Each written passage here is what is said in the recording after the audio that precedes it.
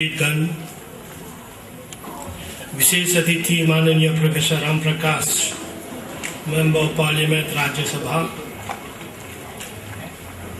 श्रीमती गोविंदराम और गोविंदराम परिवार, आर्य सभा के प्रधान श्री बालचंद्र ठाकुर जी, मंत्री श्री हरिदेव रामधनी, आर्य सभा के सदस्यगण, माननीय दालतामान सनातन धर्म के प्रधान और सदस्यगण, हिंदू हाउस के प्रधान श्री रामधन जी, पंडित सुखलाल जी, सोशियो कल्चरल स्थानों के प्रतिनिधिगण, कॉन्फ्रेंस में भाग लेने के लिए देश विदेश से आए सभी विद्वान बहनों और भाइयों और बच्चों, आप सभी को मेरा नमस्कार। इस शुभ कार्य में भाग लेने के और आप सभी से कुछ शब्द कहने का जो अवसर मुझे दिया गया है, उसके लिए मेरा धन्यवाद। आर्य सभा के किसी भी कार्य में भाग लेना मुझे हमेशा बहुत आनंद देता है, क्योंकि यहाँ आने से मुझे ऐसा लगता है कि मैं एक बहुत लंबे इतिहास और परंपरा के साथ जुड़ा रहा हूँ। सम्मेलन में भाग लेने के लिए विदेशों से आए विद्वानों को मैं विशेष रूप से स्वागत करता हूँ। आप सभी विद्वान 3 दिनों के इस कॉन्फ्रेंस में मॉरिशस में आर्य समाज आंदोलन के लंबे इतिहास के बारे में और गहराई से जान सकेंगे। आपको इस बात का प्रमाण मिलेगा कि अपने 100 साल के इतिहास में आर्य समाज आंदोलन ने सच में एक अनोखी यात्रा पूरी की है। 1910 में मणिलाल डॉक्टर और डॉक्टर चित्रंजीव भारद्वाज जैसी नेताओं की प्रेरणा से एक कार्य के मकान में शुरू हुआ यह सभा आज अपने आदर्शों, सभी सेवकों की मेहनत, अनुशासन और सेवा भावना से देश की सबसे महत्वपूर्ण सामाजिक संस्थाओं में से एक है। आप सभी को इस बात पर गर्व होगा कि बैठका चलाने वाली यह संस्था अब सिर्फ स्कूल और कॉलेज नहीं बल्कि यूनिवर्सिटी भी चलाती है। जिस संस्था का जन्म ऐसे समय में हुआ था जब देश के लोग पढ़ने लिखने नहीं जानते थे, आज उसी संस्था की मेहनत से कितने लोग भाषा, धर्म और अन्य तरह की शिक्षा पा रहे हैं। जिस संस्था के पास शुरू में अपनी इमारत नहीं थी, आज उसके कई आश्रम हैं जो देश के जरूरतमंद लोगों को रहने के लिए छात देते हैं। मैं दावे के साथ कह सकता हूं कि त्वाबुचिक यूनियन वेल की इस नई इमारत को देखकर मणिलाल डॉक्टर, पंडित आत्माराम, डॉक्टर भारद्वाज, पंडित गया सिंह, श्री दलजीत लाल आदि की आत्मा बहुत आनंद पा रही होगी।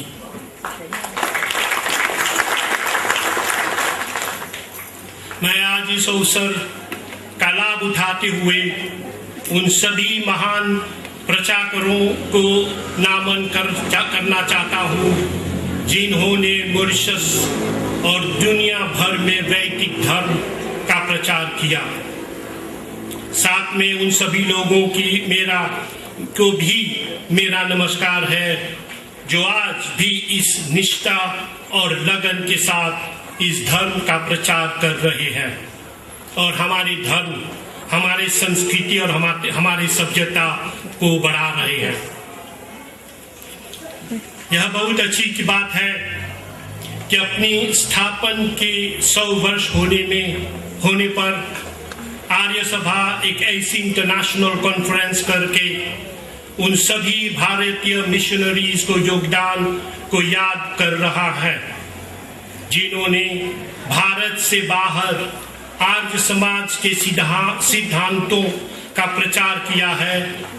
मॉरिशस आए पंडित आत्माराम विश्वनाथ हो या साउथ अफ्रीका जाने वाले मेहता जयमिनी और पंडित नरदेव वेदांकर हो, गयाना में प्रचार करने वाले भाई परमानंद हो या फिजी जाने वाले पंडित शिवदत्त शर्मा, उन सभी महान आर्यों ने बहुत कठिनाई में समय में धर्म और भाषा की प्रचार किया है और उन सभी के लिए यह सम्मेलन आपकी उचित श्रद्धांजलि होगी।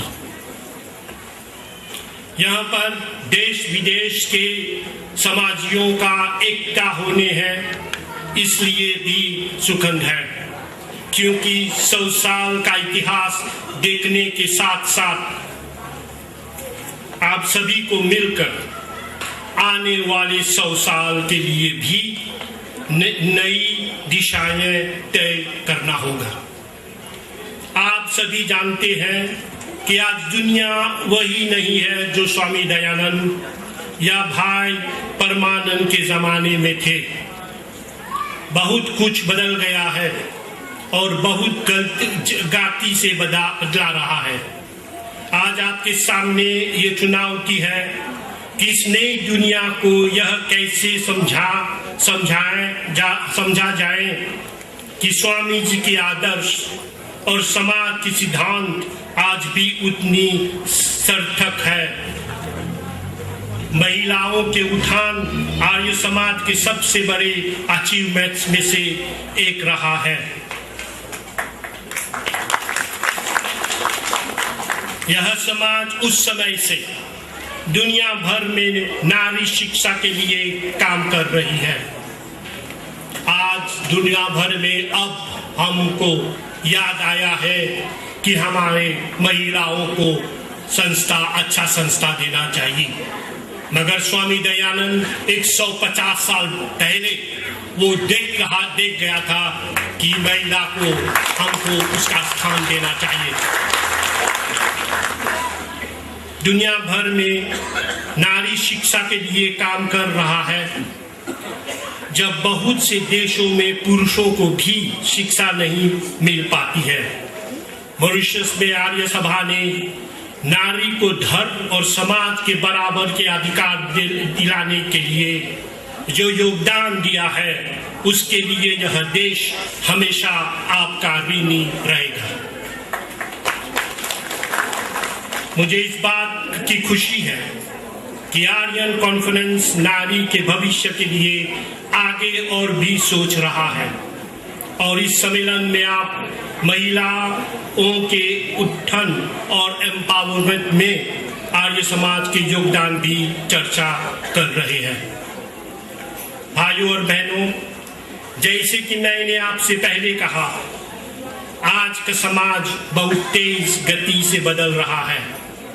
इस बदलाव के साथ ही नई और पुरानी पीढ़ी के बीच का संपर्क यानी कम्युनिकेशन भी ज्यादा टूट रहा है। कभी कभी तो ऐसा लगता है कि हम अलग अलग पीढ़ियां हैं, अलग अलग दुनिया में रहते हैं और इन दुनिया के बीच जो कम्युनिकेशन फेलियर है उस पर हमको ध्यान देना चाहिए। ऐसे में पुरानी पीढ़ी के लिए यह भी मुश्किल हो जाता है कि वो नई पीढ़ी को अपनी बात कैसे समझाएं। इसीलिए मुझे अच्छा लगा कि यह कॉन्फ्रेंस आज की युवा पीढ़ी के सामने खड़ी चुनौतियों पर भी विचार करेगा। आज हमारे युवा के सामने समाज के सभी बुराइयों बसा रहे हैं रखी है। कभी शराब, कहीं जुआ, कहीं हिंसा, कहीं घमंड, परिवार का टूटना, डिवोर्स और खासकर इंडिसिप्लिन। आप सभी मानेंगे कि इन बुराइयों के सबसे ज्यादा खतरा नौजवानों को हो सकता है। ऐसे काफी हद तक हो भी रही है। यदि इस स्थिति को सुधारने के लिए जल्दी कदम नहीं उठाए गए तो समस्या और बढ़ जाए सकती है।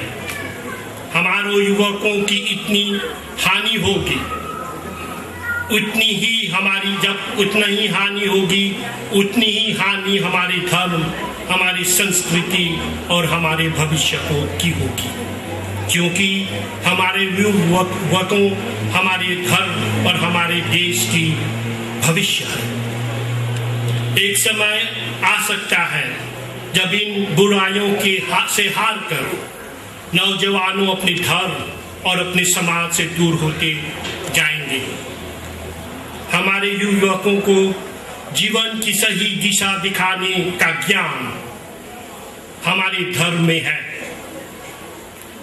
मेरा यही विश्वास है कि वेदों की शिक्षा, स्वामी दयानंद की आदर्श, हमारे मूल्य, हमारी संस्कृति, हमारे रामायण गीता में समाज की सभी बुराइयों का इलाज है। लेकिन हमारे सामने ये बहुत बड़ी कठिनाइयां है कि आज के जीवन में जब नौजवान technology, social media, cinema, fashion की चमक धमक में लीन है, तो हम यहाँ शिक्षा उन तक कैसे पहुँचाएंगे। इसीलिए मुझे लगता है कि आपके सामने एक चैलेंज यही भी है कि आप समझें कि वो कौन सी शक्तियां हैं जो आज के युवक को समाज के और धर्म के कार्यों में दूर ले जा रही है। क्या हमारे पालन पोषण में कोई कम हो रही है या फिर हमारी शिक्षा में? Where are we failing? अब देर नहीं हुई है। आप सभी जानते हैं कि हमें इस स्थिति को बदलने के लिए शिक्षा शक्ति है। मैंने कुछ दिन पहले ही नील आर्य समाज के कार्यक्रम में देखा कि जिन बच्चों को माता पिता ने बचपन से ही धर्म और संस्कृति से जोड़ कर रखा, आज वो बच्चे ऊंचे नागरिक बन गए हैं। आज उनमें से कई डॉक्टर हैं, कोई लॉयर हैं, ग्रेजुएट्स हैं, मगर वे सभी आज भी अपने समाज से जुड़े हुए हैं, काम कर रहे हैं। ये हमारे समाज के रोल मॉडल्स हैं। अब हमको ये विचार करना है कि ऐसे बच्चे एक्सेप्शंस नहीं होना चाहिए, बल्कि हमारे समाज का हर बच्चा ऐसा रोल मॉडल होना चाहिए जैसे कि उस जमाने में होता था जब आर्य समाज की स्थापना हुई और आर्य समाज का आंदोलन शुरू हुआ था। तब भी हमारे समाज में बहुत समस्याएं थी और आर्य समाज ने इस समस्याओं को सीधा किया। आर्य धर्म हमेशा से समाज के सुधार के कामों में देश की सरकार के साथ देता आया है। केवल आज नहीं बल्कि हमारी देश की आजादी तक के आंदोलन में आर्य समाज का सहयोग रहा, हम सभी ये जानते हैं। आर्य समाज हमेशा से एक बहुत ही साइंटिफिक, बैलेंस्ड और इंटेलेक्चुअल अप्रोच के साथ इन प्रश्नों का उत्तर पाने में सफल रहा है। मैं अनुरोध करूंगा कि सम्मेलन में आए विद्वानों भी इन समस्याओं के बारे में सोचें और नौजवानों को रास्ता दिखाएं। मुझे पूरे विश्वास है कि इस बार भी आप सभी विद्वान मिलकर इन सभी प्रश्नों का उत्तर खोजने में सफल होंगे। मेरा शुभकामनाएं आपके साथ है। अंत में मेरी बहुत बहुत बधाई जाती है आर्य सभा मॉरिशस के प्रधान, मंत्री और सभी सदस्यों को, खासकर हमारे जो लगभग 50 साल से इस सभा में अपना तन, अपना मन, अपना धन से सेवा कर रहे हैं। एक ऐसा भव्य सम्मेलन को आयोजन के लिए मैं जानता हूं कि ऐसा आयोजन आसान नहीं होते, और मैं देख रहा हूं कि आप लोगों ने एक साथ सम्मेलन, एग्जीबिशन, पब्लिकेशन सबका प्रबंध किया है। और जो मैंने अभी एग्जीबिशन लिखा, मुझ में बहुत इमोशन भर गया जब देखते हैं कि 1950 में सर शिवसागर रामगुलाम किस तरफ से वो डॉक्टर मणिलाल डॉक्टर को रिसीव कर रही है, झुक कर, गोड़ पर गिर कर। कैसा संस्कार होता है। आज वो संस्कार कहाँ गया? 12 आदमी थे, डॉक्टर थे, इंग्लैंड से आए थे, लगभग 10 बार इंग्लैंड में पढ़ा डॉक्टरी, मगर अपना सभ्यता, अपना संस्कार नहीं हुआ। तो ये हमारा आज हमको ये जीवित रखना चाहिए कि हम कैसे अपने बच्चे में ये संस्कार दें।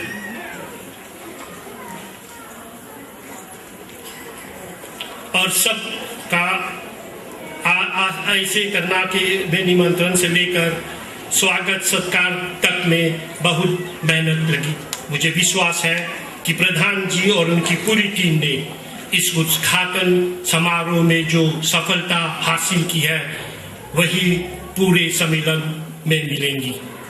देवियों सज्जनों, मैं बहुत ही खुशी और गर्व के साथ इस आर्यन सम्मेलन के आरंभ की घोषणा करता हूँ और इसी सफलता की कामना करता हूँ। I have the honor and privilege to declare open this international annual conference and wish you all very fruitful deliberations. आपके ध्यान के लिए धन्यवाद। नमस्ते।